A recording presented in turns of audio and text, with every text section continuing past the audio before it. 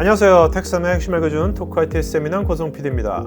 여러분, 오픈소스 관계형 데이터베이스인 PostgreSQL이 왜 요즘 같은 AI 시대에 더욱더 인기를 얻는 것일까요?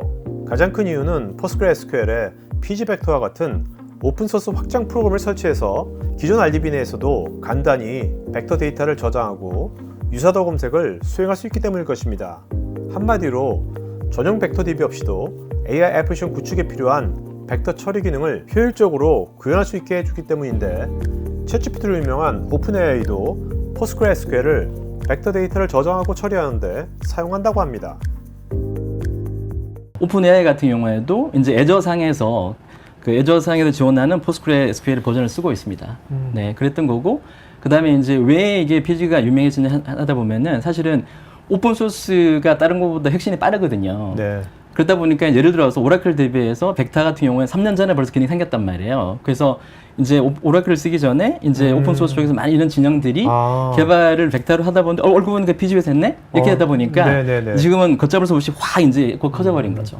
예, 그런 게 있습니다. 벡터 DB도 다양한 것들이 있잖아요. 지금 벡터 DB에서도 뭐 그거 전용으로만 나온 DB도 있고 그런 것들하고 지금 PG에서 이제 뭐 벡터 DB 활용하는 거하고는 어떤 차이점이 있다고 보면 될까요? 왜냐하면 그냥 전용으로 벡터 DB가 있는 부분들은 벡터 그것만 하는 거지만 실질적으로 엔터프라이즈 기업에서 뭔가 업무에 활용하려고 그러면 일반 DB에 있는 테이블 구조의 데이터도 있어야 되고, 그렇죠. 그거 플러스 벡터 데이터도 같이 있어서 쉽게 말하면 하이브리드 쿼리가 가능해야지만 쉽게 내 비즈니스에다가 빨리 접목시켜요. 왜냐하면 그렇지 않으면 RDB 따로 벡터 DB 따로 가면 실제 어플리케이션 개발하는 사람이 뭔가 아무리 AI가 해준다고 하지만 이 두 군데 DB 레파지에서 데이터를 가져와 가지고 뭔가를 말아서 하나의 어플리케이션 만들어야 되지만 RDB 기반의 벡터를 지원한다 그러면 좀 더 쉽게 원활하게 하이브리드 쿼리를 지원하기 때문에 큰 이점이 있다고 볼 수 있습니다. 3년 전부터 이미 벡터 DB를 PG는 그렇게 해놓은 거군요. 맞습니다. 그것이 어떻게 오픈소스 커뮤니티의 힘인 것 같아요. 맞습니다. 그죠? 네. 그래서 벤더분들, 저도 벤더긴 하지만 뭐 일반 커머셜 벤더를 다 포함하면 한 200만 명 정도 되거든요. 근데 오픈소스 쪽에서 개발하시는 분은 1억 명이 넘습니다. 그렇기 때문에 혁신의 속도라든지 이런 것들이 굉장히 빠르고 그런 부분이 가능하다는 거죠. 네. 여기서 한 가지 궁금해지는 게, 요즘같이 AI를 쉽게 개발할 수 있는 바이브 코딩 시대에 EDB PostgreSQL은 어떤 방식으로 신속한 AI 애플리케이션 개발에 기여하는지인데, 요즘 핫한 클로드나 챗GPT가 DB 레이어까지 모두 다 바이브 코딩으로 할 수는 없을까요? 오픈AI 같은 100조가 있다라고 하면 사실은 그 물밑에서 많은 동작들이 있어야 되거든요.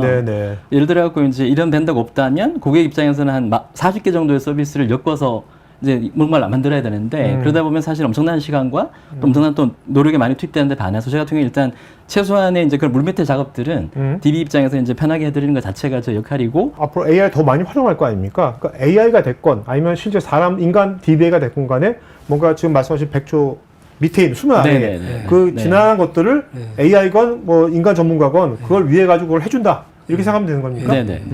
일반적으로 오픈 AI에서 그냥 말로 물으면 다 된다고 하지만 실질적으로 뒷단에서 AI 에이전트 어플리케이션 만들려 그러면 누군가는 파일을 가져온다든지 그걸 파일 안에 있는 내용들을 읽어낸다든지 읽어낸 거를 또다시 뭔가를 해가지고, 그래서 쉽게 말하면 파이프라인이라 그러는데 AI 파이프라인들을 하나씩 해주는데, 그것들을 어떤 부분들은 자동화를 해주고 어떤 부분들은 누군가가 개입을 해줘야 되고 이런 부분들이 있는데, 그런 것들을 좀 더 쉽게 개입해서 특히 DB 하는 사람 입장에서 쉽게 DB SQL로 그런 것들을 다 하나의 파이프라인들을 만들 수 있도록 도와주는 그런 기능들을 제가 가지고 있고요. DB를 하는 사람 입장에서 기본적으로 SQL에서 기본적으로 LLM 모델과의 연동이라든지 아니면 오브젝트 스토리지에 있는 데이터들을 함께 SQL로 뭔가 통합해서 다 처리할 수 있다는 게 한 가지 있고요. 또 한 가지는 뭐냐면 저희가 별도로 UI 툴을 제공해드려요.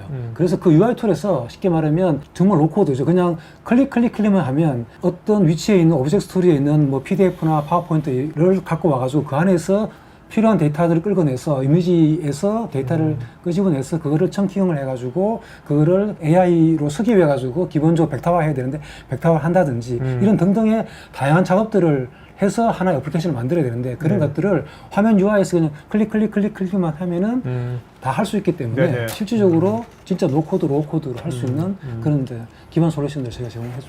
노코드, 로코드 옛날부터 나왔지만 요새는 AI가 나오지만, 그때부터 항상 그 이슈가 됐던 게 뭐냐면 백엔드 쪽에 뭔가 서비스를 만들면 그 백엔드 쪽에 데이터베이스하고 연동 같은 거 이런 거 잘 쉽게 해야 되는데 이게 쉽지 않았지 않습니까? 항상 그런 것도 항상 이슈가 되는데 그런 것들을 AI 시대에도 뭔가 그런 것들을 누군가 해줘야 되는 거고. 지금은 더 하죠. 네. 네, 옛날에는 3개만 한다면 지금 40개, 50개를 해야 되기 때문에 네. 사실은 역할이 없는 게 아니라 굉장히 중요해지고 있습니다. 알겠습니다. 네네. EDB는 신속한 AI 애플리케이션 개발을 위해서 EDB Postgres AI Factory란 플랫폼을 제공하는데 기존 AWS 클라우드에서 AI 서비스를 개발할 때와 비교해서 얼마나 효과적인지 기업사를 중심으로 살펴보겠습니다.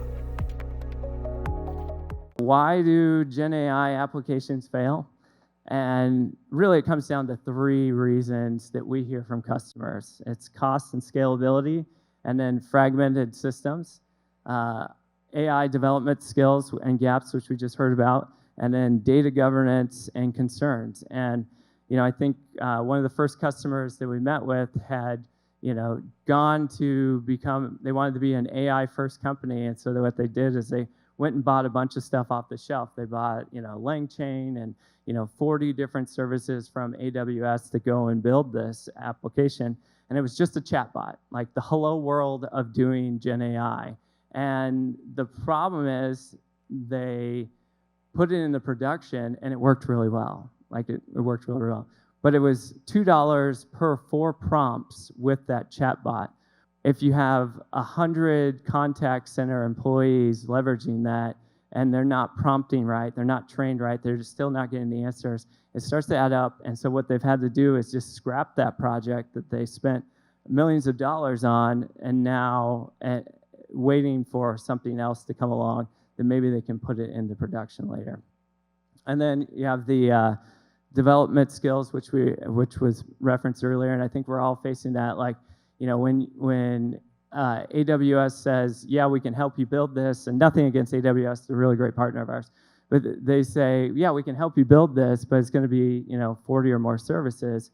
You need at least a handful of experts on each one of those services, and not to mention Postgres, but then like real-time analytics or SNS, and then being able to do Kafka, and so like these open source projects start to overwhelm the team that want to build it. And so it's something that shouldn't take long when you're using OpenAI and just sending data and consuming it. It actually turns into a project that can last 6 to 12 months, but it's just MVP. You can't actually roll it out because you're overrun by your budget. So what you're going to hear about in a little bit is the AI Factory, which enables you to take an existing project that got shelves and then be able to bring it into production. So we were able to help this customer to get this going in about a couple weeks. So the business impact is everybody becomes a Gen AI developer, right? And you're able to do it much faster. Instead of 5 lines of code, 135 lines of code for building up that AI pipelines.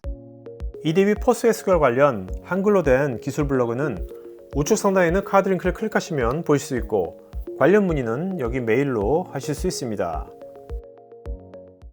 지금 보신 영상은 오프라인에서 열렸던 테크 컨퍼런스의 핵심들만 재구성해서 영화 리뷰 프로그램처럼 생방송 토크로 진행된 토크하이트의 리부팅 인사이트의 일부 내용입니다.